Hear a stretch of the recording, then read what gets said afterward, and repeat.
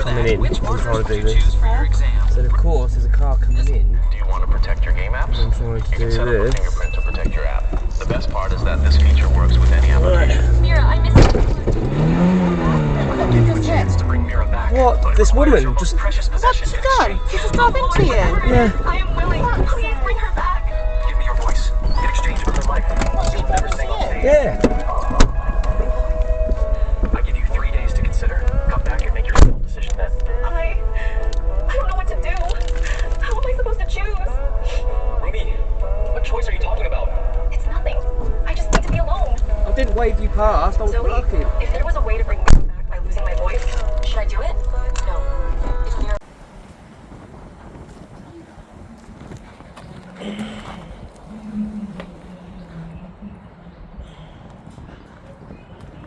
Yeah, so that happened. Some right tuna melt decided to drive forwards as I'm reversing backwards in a really tight road. Googling it though, it's probably my fault, but hey, words were exchanged, as you can imagine. But now I've got to deal with this. Luckily no one was hurt, which is the main thing, right? It's just stuff, we can fix it. So basically what's happened here is the bracket's been bent there. We've got a big dent there, crease. Well, I could get that out. Something's happened to the light here, but we'll investigate that. I don't think anything else is too bad. Obviously it's broken here, and there's a bolt there, but there is another hole there, so I don't know whether I can... And there is a hole there, so I can move that bolt to there, from there to there, which would be cool. I don't know if there's any other holes. But it's only being held on with the one anyway, so we can do that. The rest of this I can rebuild it probably. It's only fiberglass. Nothing else is damaged, nothing leaking. It's just a ball ache in it, something I don't need right now. But then do we ever? Okay, so I've got the bumper off it there, there's the bracket. Which is obviously bent right forward, so we need to try and bend that back, but I don't want to snap it. But I don't really have a choice. If it snaps, we'll have to weld it back on, or weld something back on. Alright, we've got the front bolted back on.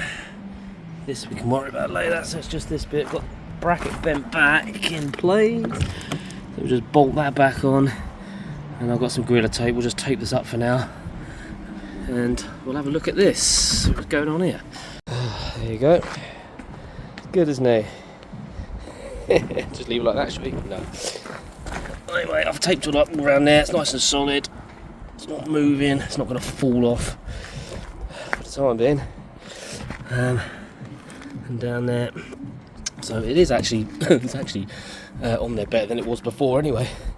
So I'll get some fiberglass and we'll rebuild that. And here, I did try to bang this out, but I couldn't get behind it enough, so we'll just use filler on that and build that back up. I mean, I'm not sure if it's bent in. It's bent in quite. It is bent in quite a bit, but I could have a go at bending that out again. That's what it's supposed to look like. But we'll see how that one goes. Now I just need to look at these lights because that's hanging off for some reason. So that all went okay-ish, but now the van won't start again. Doing the same thing it was doing before. I've had Dandy Boy on the phone talking me through some stuff. Tested this, tested that, got power going here, got power going there. No spark. No spark whatsoever.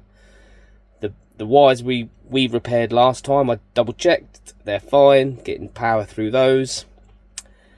So I don't know whether I've disturbed something, but I can't imagine what, because where I was working on the bumper is not really near anything. It's like wires for the lights and things like that. But anyway, the only thing we can check is maybe the King lead, but they're not that old, the HT leads, so I don't really want to go and buy new leads when I don't need to go buy new leads, but that's the only thing we can try now. I've tried a separate module, separate coil. No, nothing. But good old Danny Boy has promised to come out tomorrow on a Sunday, the legend, to have a look. It's got to be a wire. It's got to be a wire somewhere. Got to be that we haven't... Another wire. Do you know what? ChatGTP was right. ChatGTP told me to rewire this van when I was asking for advice. could be right, couldn't it? So Danny Boy's been out and he's done some rewiring, new connectors on there and on there, new earth going up to back there, and just generally tied it up, and it started. So as always, it's something simple, but it's not that simple to find it. We didn't know what wire it was causing the problem, but he just did the lot and it's fine now, for now, working. So we are going to get off and enjoy the rest of the day because it's glorious out there.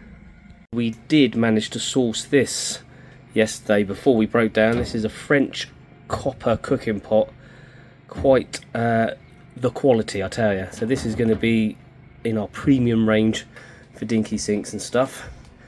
Dinky sinks and stuff, dinky sinks and things even. Get it right, Brent. So I'm looking forward to getting that one going. Okay, so it's been a couple of days. I'm just about to get in the shower and all of that. But before I go, regarding the accident, I haven't heard anything yet. I haven't contacted my insurance company, but I probably should do that, I know. So I'll probably do that today. I haven't heard anything yet. Obviously we have dash cam footage of that, you saw that at the beginning, and I have another camera angle as well. But as far as liability goes, we'll just have to wait and see. I was doing a manoeuvre, obviously. I was literally doing a 3-point turn to park in that road. We're just dropping our granddaughter off at her mum's. And the lady did say twice that she thought I was letting her go. She said, sorry, I thought you were letting me go. Whether that is her admitting liability, even though she didn't, she still kept saying it was my fault, but she did say that twice. I don't know if I've got that on camera. I'll have to go through the footage and stuff. But obviously Tracy witnessed her saying that twice as well. But as far as it goes, I don't know. Whatever. As far as I'm concerned, I can fix that. All right, it's not going to be, you know, back to like perfect condition or anything, but I can make it look reasonable and functional, you know, whatever. It is an old van, it's got plenty of dents and dings all around the place anyway. But on another note, I had a guy come up to me. I was parked in a car park and it was on a slope, to be fair, and he came bounding over and he was like, oh, there's something wrong with your suspension, you're really leaning. And I was like, I don't think so. And he went, no, you are, there's something wrong there. And I was like, oh no. So I went out, and yeah, this van does lean a little bit, and I'll show you why in a minute, but it is leaning a little bit. But I was on a slope and it did look quite bad. And then later on I parked up in the street. I'll just show you. And obviously you've got to account for the camber of the road. Roads do that, don't they? And so it looks like it's leaning, but I was like, yeah, I don't think it's leaning any more than it ever has done in the past, if that makes sense. I'm not sure. But now I'm paranoid, obviously. I'm freaking out about that. And I'm like, oh, my suspension going, is there something wrong with that? I don't think the collision in the accident was hard enough to have done any damage like that. But I don't know. But I'll show you what the problem probably is. And you'll have to excuse the mess. I'm in the middle of cleaning up. But on this side of the van, this is the side that's leaning slightly. And on this side of the van, I've got my 600 odd amp hour battery in there, my Fogstar 638 amp hour, whatever it is, in here, which is 50 kilos. And I've also got obviously some other bits and bobs in there, and inverter, and two MPPTs, sorry, 2 MPPT controllers and all of that. So there's quite a bit of weight in here. I did take a load, there was a load of tools in there. I did take a load of tools out. Then I've got my fridge here, which is full, which probably weighs anything between 50 to 65 kilos when I googled it. So there's a lot of weight here already, probably 150, maybe even more, 200 kilos. You got cupboards up here which are full as well, and a cupboard over there which is full. So there's a lot of weight there. And then we've got our sink, which is quite a chunky sink, which is also going to be weighty. And then we've got obviously full cupboards here, full cupboard there, and then our water tank is down there, which is 100 litres, which is, and we do carry water around obviously because we live in the van. And in here is a wardrobe full of clothes.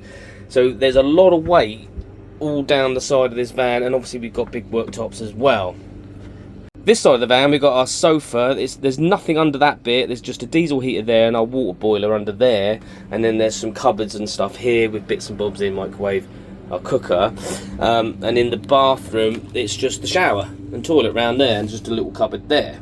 Obviously, when I did this van, I didn't really know a lot about any of it, and so I just put stuff willy-nilly and didn't really think about it.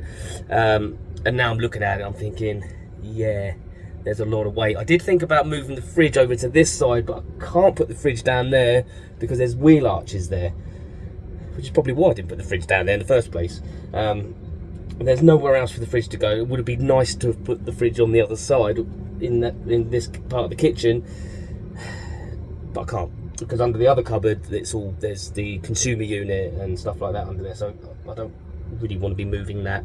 What we are going to do, and Danny boy, bless him, has offered to help me with this week, is we're going to move the water tank. So we're going to take the water tank out of that corner on the side that's leaning. We're going to put it over underneath the sofa where I've got a massive gap. The water tank's going to come out of there and it's going to go under there on this side. Problem is, I'm going to have to raise the sofa up 5 centimetres. Not a huge problem, I can do that, there's room to do that, and it shouldn't really notice. That then transfers at least 100 kilos from that side of the van, which is where the lean is, over to that side of the van and more to the front, so it's off the back axle, more on the front axle on the opposite side. I do have a gas locker outside, but we don't have gas in the van anymore, so that is now a cupboard outside, and that was full of stuff. I was carrying around a sack of coal for some reason, and lots of other tools and stuff which I didn't need, so I've emptied that out. And I've transferred the tools that was in this cupboard down here over to underneath the driver's seat that I do carry around, which I need on a regular basis. Also going through the van and got rid of all the stuff that I don't really need, so taking weight out of the van. It's very easy for it to just accumulate, you know, you just put stuff in, oh, you have that for the winter, and then, you know, you just keep hold of it, you're lugging it around for no reason. So I've done that as well. I don't feel like the van's heavy when I'm driving it. It doesn't struggle and things like that. I haven't weighed it, I should weigh it, probably. But that's going to be a big help, and we're going to be doing that this week. What it does mean is that there is going to be a cupboard, because it won't have the water tank in it, right? So it's going to be an empty cupboard, and T-Bone is going to be tempted to put stuff in there. I've said she can put stuff in there, but it has to be light stuff going in there. But it could be handy for that. Okay, so that's the end of this video. I'll tell you what, it's always something, isn't it? But we just keep on trucking, right? Just keep on trucking. Alright, I'm going to love you and leave you. Someone just walks right past the window there, looking in. Anyway, love you and leave you. God bless you and all that good stuff. Don't forget to like, comment, subscribe, and here's the jingle. We'll ride these roads forever. Side by side we'll chase the sweetest moments whispered in our little space. With laughter and loving every turn we take, this van called Amazing Race, no chance we'll break.